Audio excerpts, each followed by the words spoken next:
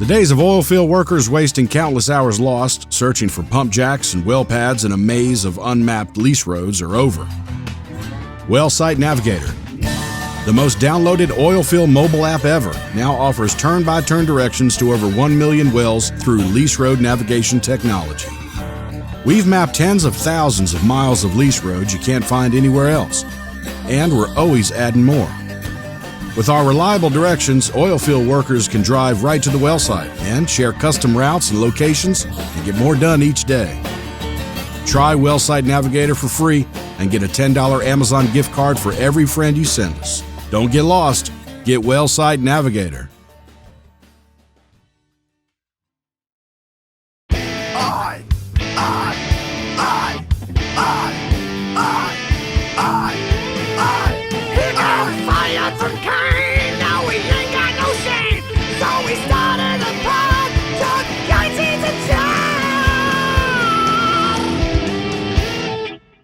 Hey everybody, welcome to Chuck Yates Needs a Job, the podcast.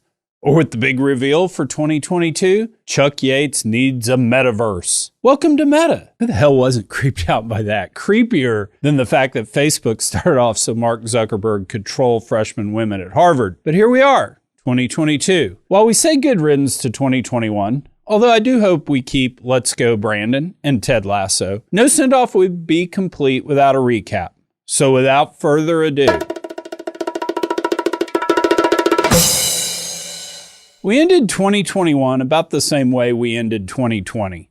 COVID hysteria, and for that matter, the disease itself, continued to run rampant despite the incoming Biden administration's vow to end the virus. As of this recording, more than 823,000 of our fellow Americans have been lost to the disease. Now, I don't mean to make light of the pandemic, but as the eternal optimist, I must point out some good things that COVID has brought to light. My body has absorbed so much hand sanitizer over the past 18 months that every time I pee, the toilet bowl glistens. Pants became optional.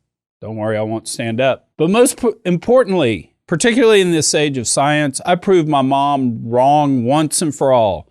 You cannot go blind by masturbating too much. It was lonely in Richmond. As we roll into 2022, I do think it's important for us to take stock of the pandemic. I don't care what your political beliefs are, right or left, Democrat or Republican, or squishy middle. It's undeniable, and I say this with a huge dose of benefit of a doubt. Our government is fallible. No mask, wear mask, vaccine will stop infection, vaccines just keep you from getting sick, flatten the curve 2 years later. Our government, like any other organization, is made up of human beings, driven by their nature. You cannot have one view of human nature that when compiled into corporations, they become greedy and heartless, while then those same humans are blended into governmental bodies, become altruistic, benevolent, self-sacrificing, or magnanimous. We survive running from cave to cave, escaping saber-toothed tigers because of our desire, well, not to be eaten by saber-toothed tigers. Self-interest has served us pretty well as a species. Right, wrong, or indifferent got us to this point. To that end, we should always question the self-interest of those telling us what to do. 2021 did see the return of the energy business from the grips of COVID and quarantine. Oil prices started the year at about $47 a barrel, closing up more than 60% at over $75 per barrel. Not to be outdone, on the back of a predicted colder than normal La Niña winter, natural gas had an amazing run from just under $3 an MCF to a peak of $6.65 per MCF in late September. Natural gas bulls celebrated with rounds of "I told you so" and mocks of various hedge books. But with the late start to winter, warmer than expected winter, natural gas prices have settled back lower, currently at about $3.65 per MCF. Geez, I think I lasted longer my first time than the 2021 gas bull run. That said, not sure Mary Catherine had a much better time than EQT. Just saying. The recovery's been slow and steady. The rig rate has just about doubled over the past year. Discipline has reigned supreme. Most importantly, your humble host notwithstanding, people have been able to go back to work. For humanity's sake, that's a great thing. Plus, I was trying to write jokes about the unemployed, and they just didn't work. In February, the state of Texas suffered a major power crisis as a wave of winter storms engulfed the state. Almost 5 million homes and businesses were left without power, many lasting for multiple days.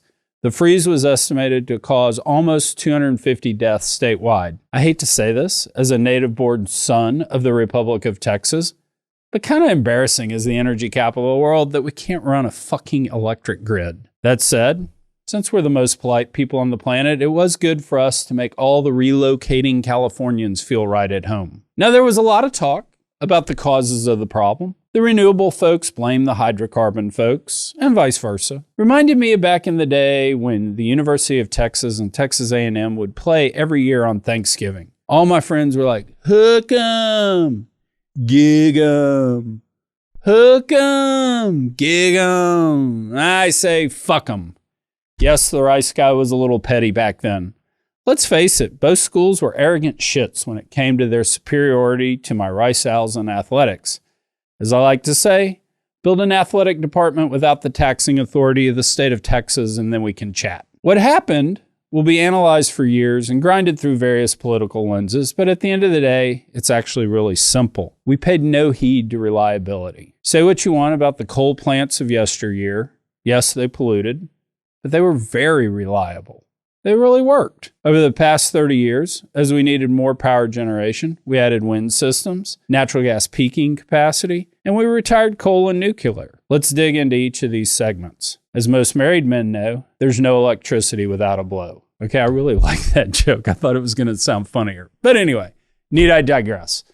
A wind turbine needs constant wind speeds above 10 miles per hour to generate any electricity. Most turbines have a nameplate capacity that requires 25 to 30 miles per hour winds for optimal power generation. During the 2-week freeze, when we look at the wind speed data at the Abilene Regional Airport, there's a lot of wind power systems around there. We can only see one 6-hour period where the wind averaged above 20 miles per hour. I'm too lazy to do all the math, but my eyeball regression suggests that the wind averaged barely 12 miles per hour during that time period. The data looks pretty similar for Amarillo during that same time period. Again, lots of wind power generation around there, as well as for Nolan County and South Texas, home of Los Vientos, the state's largest wind farm. The bottom line, during ERCOT 2021, there was no wind. It didn't matter that the frozen turbine blades weren't winterized. No wind. Natural gas fared better during the freeze, but wasn't without its faults. As we moved from the reliability of a coal nuclear baseload natural gas system to one more reliant on intermittent wind power, natural gas peaking generation became more prevalent. Peaking power plants are like the Minutemen of the generation world, like Bill Clinton at the mention of Little St. James Island, ready to go at a moment's notice. Oh, you knew the Epstein joke was happening, right? But by their nature, peaking facilities almost always sign interruptible natural gas supply contracts. So what happened during the freeze? Well, wellhead gas has a lot of water in it, so it froze up, reducing the supply of natural gas. And natural gas supplies are first directed to residential consumers who, believe it or not, wanted to heat their houses so they wouldn't freeze to death. So supply was constrained. There were definitely other issues during the freeze. A nuclear plant shut down because a water intake pipe froze. The shutdown startup of a nuclear plant is quite extensive, taking 24, 48 hours. Coal plant fuel supplies froze because the heaters were natural gas powered. Industrial concerns that were net generators of power from cogeneration were shut down. ERCOT was one from the ages. My father, about 2 or 3 years ago, decided to put in solar panels on the vacant lot next to his house. He was putting them in. He was quite proud. I said, "Hey, Dad, how much did this cost?" Dad said proudly, $125,000, but I'll never have to pay for electricity again. I go, "All right, Dad, that makes sense. What kind of payback is that?" Dad goes, 12.3 years. I was like, "Dude, you're 80. No one hopes you're here more to see payback than me. I'm just saying, you're 80. So as the freeze happened during ERCOT, my house is situated right in the middle of the hospital, the police department, and the fire department. So I never thought my part of the grid would go down. Unfortunately, I was wrong. My lights went out. About 3 hours later, I'm over at my parents' house. I've got my bag under one arm, my cat in the cat carrier under the other arm, and I walk into my warm, well-lit parents' house. As I walk in, set my stuff down, and sit down next to my dad, underneath his breath, he says, 12.3-year payback don't sound so bad right about now. Yes, Dad, it does not. Europe, our freeze wasn't pretty. Us Texans are praying for you and your frozen pipes. In May, the IEA published its groundbreaking report, Net Zero by 2050. A comprehensive study of energy transition to a net zero system by 2050 while ensuring stable and affordable supplies with universal access to all, thereby enabling robust economic growth. And yes, I've always wanted to drop a sex tape with a Kardashian, but what the hell? The report was garbage, relying on a mystery technology wedge to save the day. That said, the report did jump to number 2 on the New York Times Business Report bestsellers list, where it had an impressive 27-week run behind the February 2020 publication, Chuck Yates and His Strategic Vision for Kane Anderson for the Next Decade. Rumor has it that Harold Hamm remarried. Sorry, ladies. In the end, when they say it's not about the money, it's always about the money. On Wall Street, energy was the place to be, leading all categories in the S&P 500 in gains for the year. The majors were up 35%, large caps were up 140%, small caps almost 130%. Stocks performed, but capital remained scarce, rarer than a fee break on an underperforming private equity fund. Why is that, you ask? Because, my dear friends, we simply don't matter. Despite the year's performance, we still account for just 3% of the S&P 500. We literally cannot change a fund manager's performance versus any kind of performance index. We benefited for years from being part of an allocation. Now we face the consequences of specifically not being an allocation. Reminds me of the Nikki Sixx story of Ozzy Osbourne. When a young Motley Crue was on tour with Ozzy Osbourne, they remarked that Ozzy was the perfect gentleman so long as his wife Sharon was there on the tour.